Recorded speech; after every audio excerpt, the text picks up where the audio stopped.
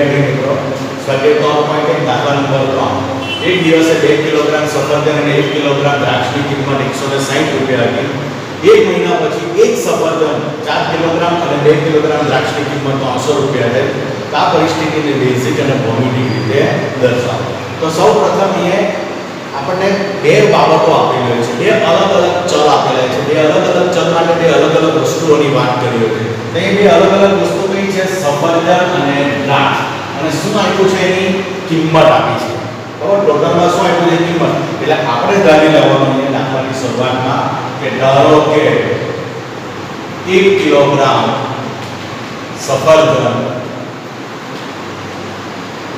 ની કિંમત x રૂપિયા અને 1 કિલોગ્રામ દ્રાક્ષની કિંમત y રૂપિયા છે બરાબર હવે શું કીધું 2 કિલોગ્રામ દ્રાક્ષ 2 કિલોગ્રામ દ્રાક્ષની કિંમત કેટલી થશે 2x બરાબર 2x અને 1 કિલોગ્રામ અને 1 કિલોગ્રામ સફરજન છે 2 કિલોગ્રામ સફરજન અને 1 કિલોગ્રામ દ્રાક્ષની કિંમત રૂપિયા 1 કિલોગ્રામ એટલે શું થશે y 1 કિલોગ્રામ છે 1 કિલોગ્રામ ની આપણે ધારી છે y અને તેની કુલ કિંમત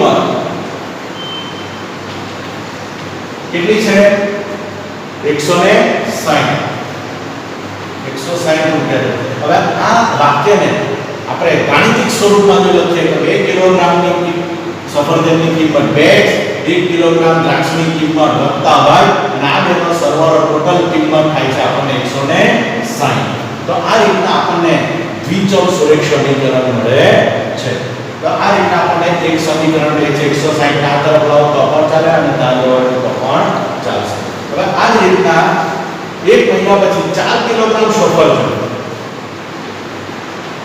4 કિલોગ્રામ સફરજનની કિંમત કેટલી થશે 4x અને 2 કિલોગ્રામ દ્રાક્ષ 2 કિલોગ્રામ દ્રાક્ષની કિંમત 2y અને એની કુલ કિંમત કેટલી છે 300 અને તેની કુલ કિંમત 300 રૂપિયા છે હવે આને આપણે આ સમીકરણને ગાણિતિક સ્વરૂપમાં લખીએ તો 4 કિલો સફરજનની કિંમત 4x 2 કિલોગ્રામ દ્રાક્ષની કિંમત 2y અને એની ટોટલ કિંમત થાય છે 300 હવે તમે જોઈ શકો છો કે આ સમીકરણની અંદર બેકી સંખ્યાઓ છે 3 એટલે આ સમીકરણને 2 વડે ભાગવું હોય તો ભાગી શકાય તો આને આપણે 2 વડે ભાગતા આને 2 વડે ભાગીએ એટલે 2x અને 2 વડે ભાગીએ એટલે y રહેશે અને 2 વડે ભાગતા આપણને મળશે 150 તો આ રીતના આપણને બીજું દ્વિચલ સુરેખ સમીકરણ મળે છે તો આ બંને દ્વિચલ સુરેખ સમીકરણને બેઝિક રીતે આપણે મેળવ્યું હવે ભૌમિતિક રીતની અંદર આપણે આલેખની રીતે દર્શાવવાનું છે તો આપણે x નો અનુરૂપ y અને y નો અનુરૂપ x ની આ બંને સમીકરણો ઉપરથી આપણે કિંમત શોધીશું પ્રથમ આપણું સમીકરણ છે 2x y 160 આમાં આપણે y ને સૂત્ર કરતા બનાવ્યા એટલે 2x આ તરફ જશે એટલે -2x થશે હવે આના પરથી આપણે અહીંયા x ની કિંમત મૂકવાની અને આપણને y ની કિંમત મળશે તો y બરાબર 160 ઓછા 2 ઇન્ટુ ધારો કે 50 લો બરાબર એટલે કેટલા થશે 160 ઓછા 100 એટલે મને કેટલા મળશે 60 એટલે x ની કિંમત 50 મૂકતા આપણને y કેટલા મળે છે 60 મળે એ રીતના y બરાબર બીજી કોઈ કિંમત લઈએ 160 ઓછા 2 x ની કિંમત આપણે બીજી કોઈ લઈએ ધારો કે આપણે લઈએ 100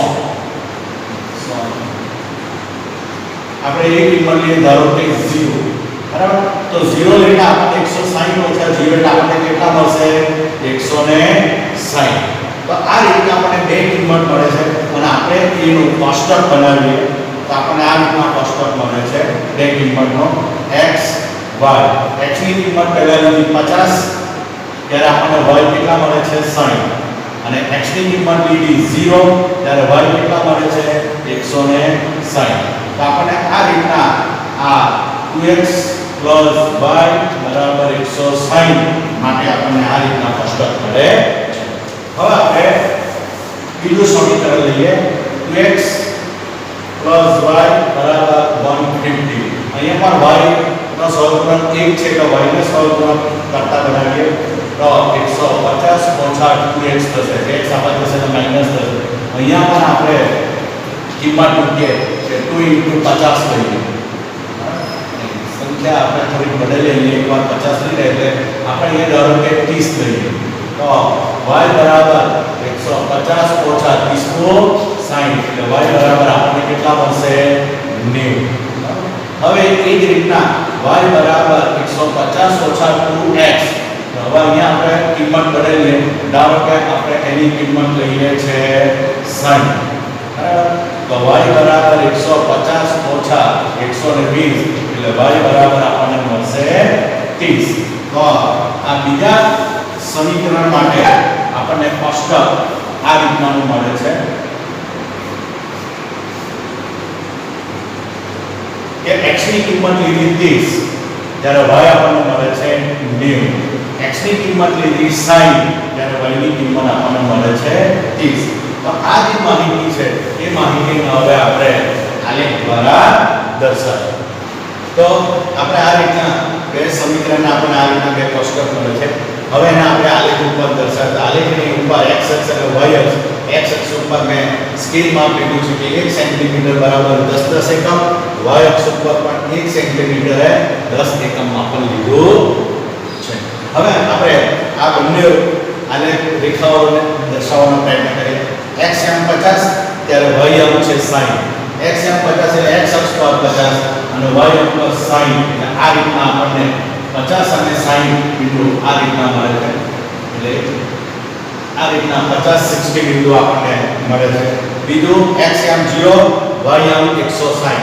x એમ 0 એટલે x અક્ષ પર 0 y એમ પર 160 એટલે ઉપર. એટલે આ રીતના આપણને 0 અને 160 x અક્ષ ત્યાં 0 હોય તો બિંદુ ક્યાં મળે y અક્ષ ઉપર. આ તમારે યાદ રાખવાનું. આ છે 0 160 બિંદુ y અક્ષ ઉપર. તો આ બેને જોડતી હું એક રેખા દોરી રહ્યો છું. તો આ રીતના આપણને એક રેખા મળે છે અને એ રેખા કોની છે 2x y બરાબર 160. 2x y બરાબર 160. 4x 2y બરાબર 300. એમાં x એમ 30 ત્યારે y એમ આપણને 90 મળે છે. x એમ 30 y એમ 90. x એમ 30 અને y એમ 90 એટલે આપણને અહીંયા મળે છે 30 અને 90. તો આ રીતના આપણને અહીં આ બિંદુ મળે છે 39. બીજું છે 60 x એમ 60 y એમ 30. તો x એમ 60 અને y એમ છે 30 બરાબર. તો આ બિંદુ આપણને અહીંયા મળે છે બરાબર. તો આ 30 અને આ 60 આ બીજું બિંદુ. તો આ બે બિંદુને પણ જોડતી રેખા દોરી દેવામાં આવે તો આપણને આ રીતના રેખા મળે છે. તો તમે અહીંયા જોઈ શકો છો કે આ બંને અક્ષની જે રેખાઓ છે આ બંને સમીકરણની રેખાઓ એ બંને સમીકરણની રેખાઓ એકબીજાને સમાંતર રહે છે. એ કશે પણ મળતી નથી. એટલે આ સમીકરણને એક પણ ઉકેલ મળતો નથી. એટલે આ સમીકરણ જે છે એ બંને સમીકરણો સુસંગત નથી. એટલે આ રીતના આપણે આ સમીકરણોને આલેખની રીતે દર્શાવી શકીએ છીએ. વિદ્યાર્થી મિત્રો, હવે આપણે દ્વિચલ સુરેખ સમીકરણનો ઉકેલ. તો દ્વિચલ સુરેખ સમીકરણનો ઉકેલ કોને કહેવાય? તો આપણું જે દ્વિચલ સુરેખ સમીકરણનું પ્રમાણિત સ્વરૂપ છે, વ્યાપક સ્વરૂપ છે ax by c 0, જ્યાં a² b² not equal to 0, એટલે કે a અને b એકી સાથે શૂન્ય નથી. આની અંદર x અને y ની જે કિંમત આપેલા સમીકરણનું સમાધાન કરે તો તે x અને y ની કિંમતને આપેલા સમીકરણનો ઉકેલ કહે છે. ફરીથી કે x અને y ની જે કિંમત આપેલા સમીકરણનું સમાધાન કરે એટલે ડાબી બાજુ બરાબર જમણી બાજુ થાય તો તે x અને y ની કિંમતને આપેલા સમીકરણનો ઉકેલ કહે છે. એક ઉદાહરણ, ધારો કે સમીકરણ છે 2x + 3y - 5 બરાબર 0. તો આ સમીકરણમાં x ની કિંમત 1 મૂકવું અને y ની કિંમત 1 મૂકવું. તો 2 * 2 વત્તા 3 * 3 -5 બરાબર 0. તો 3 ને 2 5, 5 - 5 આપણને શું મળે છે? 0 મળે છે. બરાબર? તો x ની કિંમત 1 અને y ની કિંમત 1 મૂકતા આપણને જવાબ શું મળે છે? 0 મળે છે. તો આ x ની કિંમત x બરાબર 1 અને y બરાબર 1 આ કિંમતો આ દ્વિચલ સુરેખ સમીકરણનો ઉકેલ કહેવાય છે. આપણે એને સંકેતમાં xy બરાબર 1 1 આ રીતના એને દર્શાવી શકીએ છીએ. તો આવી રીતના દ્વિચલ સુરેખ સમીકરણના ઉકેલ માટેની 4 રીતો છે. 9મા ધોરણમાં આપણે આલેખની રીતો જોઈ ગયા છે, પણ તેમાં એક જ દ્વિચલ સુરેખ સમીકરણ હતું. અહીંયા આપણે બે દ્વિચલ સુરેખ સમીકરણનો એક જ આલેખ પત્ર ઉપર આલેખ દોરીને ઉકેલ મેળવવાનો છે. તો આપણે સ્વાધ્યાય 3.1 માં આલેખની રીત જોઈ ગયા છે. તો આલેખની રીત, બીજી છે આદેશની રીત, ત્રીજી લોપની રીત અને ચોથી ચોકડી ગુણાકારની રીત કે જેને આપણે ક્રેમરની રીત તરીકે પણ ઓળખી શકીએ છીએ. હવે સુરેખ સમીકરણ યુગ્મના પ્રકારો. તો સુરેખ સમીકરણ યુગ્મ સુસંગત સમીકરણ યુગ્મ, પછી અસંગત સમીકરણ યુગ્મ અને અવલંબી સમીકરણ યુગ્મ. સુસંગત સમીકરણ યુગ્મ એટલે કયું?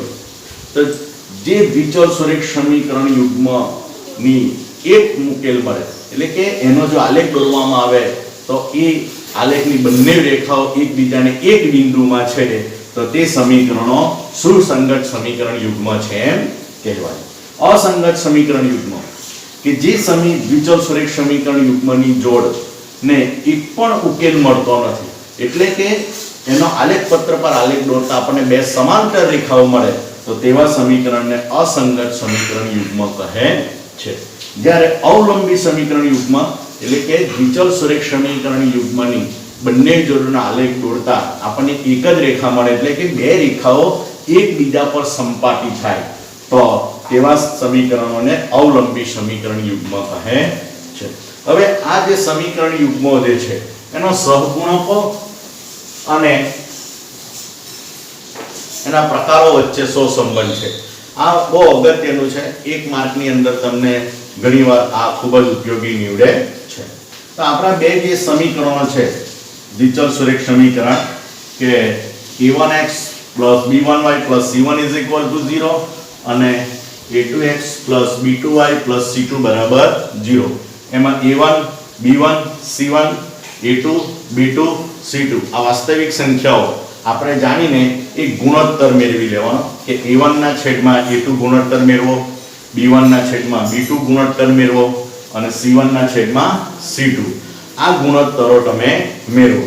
હવે એ ગુણોત્તરો પછી ચકાસી જુઓ કે a1 ના છેદમાં a2 અને b1 ના છેદમાં b2 એ બંને સરખા આવતા નથી, એટલે કે a1 ના છેદમાં a2 ≠ b1 ના છેદમાં b2 તો એ સમીકરણ કેવું છે? સુસંગત છે. આ પ્રકારનું. બરાબર?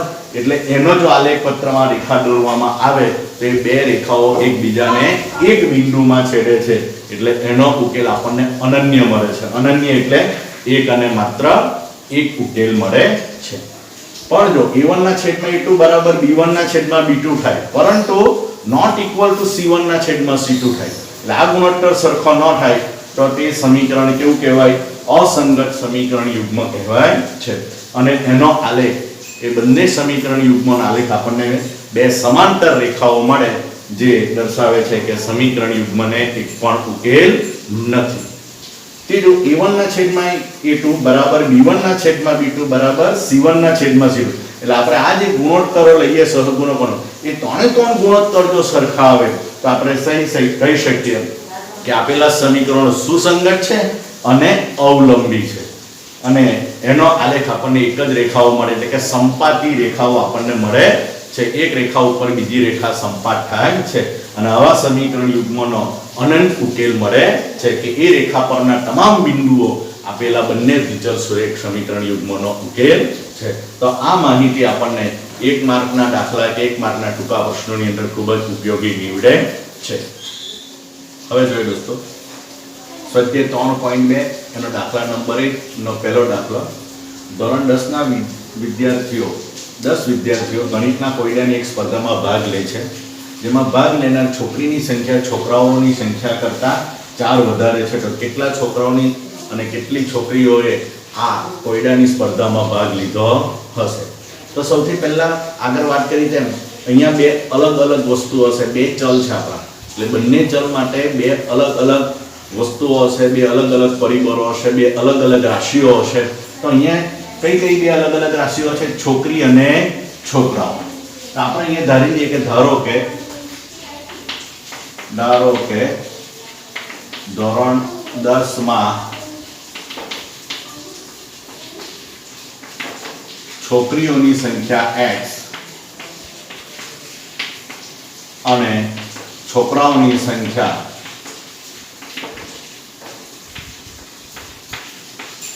y છે. એટલે છોકરીઓની સંખ્યા x અને છોકરાઓની સંખ્યા y છે. ટોટલ કેટલા વિદ્યાર્થી છે? 10. એટલે છોકરા અને છોકરીઓની કુલ સંખ્યા કેટલી છે? 10. એટલે કુલ વિદ્યાર્થીની સંખ્યા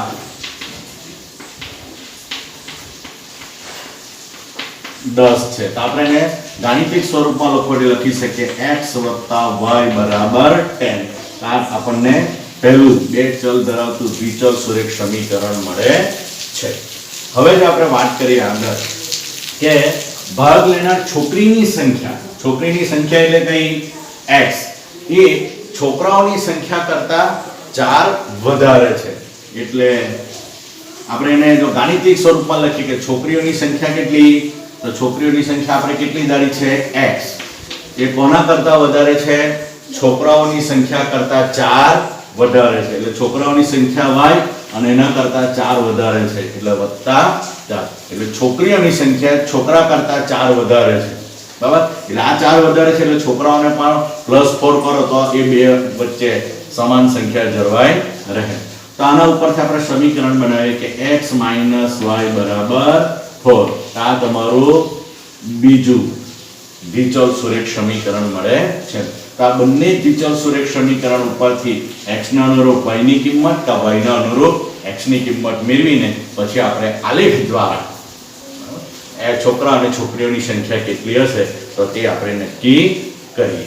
હવે આપણી પાસે બે સમીકરણ x + y = 10. તો અહીંયા આપણે x = y ના આ તરફ લઈએ એટલે 10 - y મળે. તો આના પરથી આપણે કોષ્ટક બનાવીએ. x y બે કિંમતો લઈએ કે y ની કિંમત લઈએ આપણે 5 અને બીજી કિંમત લઈએ ધારો કે 8. તો y ની કિંમત 5 લે તો 10 - 5 તો આપણને x કેટલા મળશે? 5. 8 લઈશું તો 10 - 8 એટલે x ની કિંમત કેટલી મળશે? 2. આ રીતના તમે કોઈ પણ કિંમત લઈ શકો. y ની કિંમત 1 2 3 4 10 11 12 કોઈ પણ કિંમત લઈ શકો કે તેને અનુરૂપ તમને x ની કિંમત મળે. બીજું સમીકરણ છે x - y. x - y = 4. તો અહીંયા પણ x બરાબર કરે તો y પેલી બાજુ જાય એટલે 4 + y થાય. એના માટે પણ આપણે કોષ્ટક તૈયાર કરીએ. તો આપણને અહીંયા મળશે y ની કિંમત આપણે મૂકીએ 1 અને 2. 4 લઈએ આપણે 1 અને 4. તો y ની કિંમત 1 મૂકતા 4 + 1 કેટલા મળશે? x ની કિંમત 5. y ની કિંમત 4 લઈએ તો 4 + 4 એટલે આપણને x ની કિંમત મળશે 8. તો આ રીતના આપણે બે બિંદુઓ લઈશું કારણ કે બે બિંદુ દ્વારા આપણે રેખા દોરી શકીએ છીએ. તો વિદ્યાર્થી મિત્રો x + y = 10, x - y = 4. આ રીતના આપણને બે કોષ્ટક મળે છે x અને y ની કિંમતના. હવે એને આપણે આલેખ ઉપર દર્શાવીએ કે x ની કિંમત 5 અને y ની કિંમત 5. એટલે x આમ 5 y આમ 5. તો x ની આમ 5 અને y આમ 5. હવે આ બંનેને આપણે બિંદુ સ્વરૂપમાં દર્શાવીએ તો આ રીતના આપણને 5 5 x આમ 5 y આમ 5 2 8 x આમ 2 અને y આમ 8 એટલે આપણને અહીંયા બીજું બિંદુ મળે છે 2 8. આ રીતના આપણને x + y = 10 ના બે બિંદુઓ મળે. એને જોડતી આપણે રેખા દોરી દઈએ તો આ રીતના આપણને એક રેખા મળે છે. એ રેખા x + y બરાબર 10 સમીકરણની છે એટલે એના ઉપર આપણે લખી દઈએ x + y બરાબર 10. બીજી સમીકરણ છે x - y બરાબર 4. તો એમાં x ની કિંમત 5 અને y ની કિંમત 1. તો 5 x ની કિંમત અને y ની કિંમત 1 એટલે આપણને અહીંયા એ બિંદુ મળે છે 5 1. બીજો બિંદુ છે 8 4. x આમ 8 અને y આમ 4 મળે છે એટલે આપણને લગભગ અહીંયા મળે છે 8 4. હવે આ બંનેને જોડતી જો આપણે કિરણ દોરીએ તો આ રીતના આપણને આ રેખા મળે છે. આ રેખા કોની છે? x - y બરાબર 4. તો તમે જોઈ શકો છો કે આ બંને રેખાઓ એક બિંદુમાં છેડે છે અને એ બિંદુ છે આ. અને એ બિંદુના જ આપણે x યામ જોવા દઈએ તો x યામ કેટલો મળે છે 7 અને y યામ જોવા દઈએ તો આપણને y યામ કેટલો મળે છે 3. એટલે આ બિંદુના યામ થશે x યામ 7 y યામ 3. એટલે આ રીતના આપણને ઉકેલ મળશે આ સમીકરણનો x y બરાબર 7 3. આ રીતના આપણને ઉકેલ મળશે. x એટલે આપણે શું ધારેલું? છોકરી. એટલે છોકરીઓની સંખ્યા x એટલે x યામ આપણો કેટલો મળ્યો 7 અને છોકરાઓની સંખ્યા એટલે છોકરાઓની સંખ્યા આપણે આ ધારી હતી y અને y યામ મળે છે 3. એટલે આમ કોયડાની સ્પર્ધાની અંદર 7 છોકરી અને 3 છોકરાઓ ભાગ લે છે.